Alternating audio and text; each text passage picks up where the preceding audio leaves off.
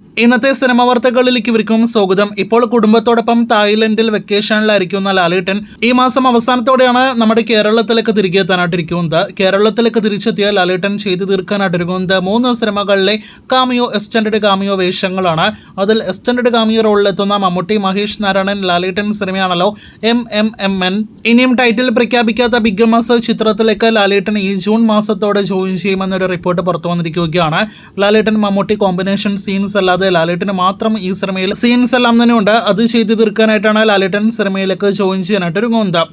Spirit അടുത്തതായിട്ട് വരാനിരിക്കുന്ന Indian വമ്പൻ സിനിമയാണല്ലോ. പ്രഭാസ് നായകനെത്തുന്ന സന്ദീപ് റെഡ്ഡി വാങ്ങ സംവിധാനം ചെയ്യുന്ന ചിത്രത്തിലെ നായിക ഇന്ന് പ്രഖ്യാപിച്ചിരിക്കുകയാണ്. തൃപ്തി ഡിംറിയാണ് സിനിമയിൽ നായകവേഷത്തിലെത്തുന്നത്.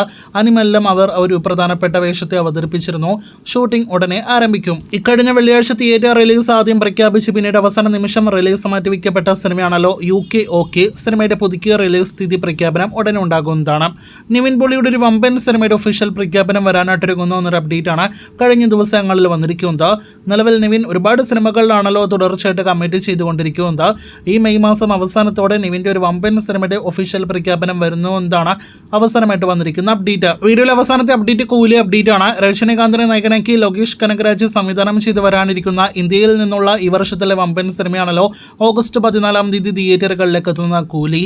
ഇപ്പോഴത്തെ കൂലിയുടെ ഓവർസീസ് റൈറ്റ്സിനെ കുറിച്ചുള്ള റിപ്പോർട്ട് പുറത്തു വരുമ്പോൾ 70 കോടി വേണമെന്നൊരു ഡിമാൻഡ് കൂലിയുടെ നിർമ്മാതാക്കൾ വിദേശ വിതരണ കമ്പനികൾക്ക് മുന്നിൽ വെച്ചിരിക്കുകയാണ്. വലിയൊരു ഡിമാൻഡാണ് അതെന്ന് നിസ്സംശയം പറയാം. ഫാർസ് ഫിലിംസ് തന്നെ സിനിമ എടുക്കാനാണ് സാധ്യതകൾ കൂടുതൽ. എന്തായാലും എത്ര കോടി രൂപയ്ക്ക് വിറ്റഴിക്കുമെന്ന് അറിയാനായിട്ട് കാത്തിരിക്കൂ.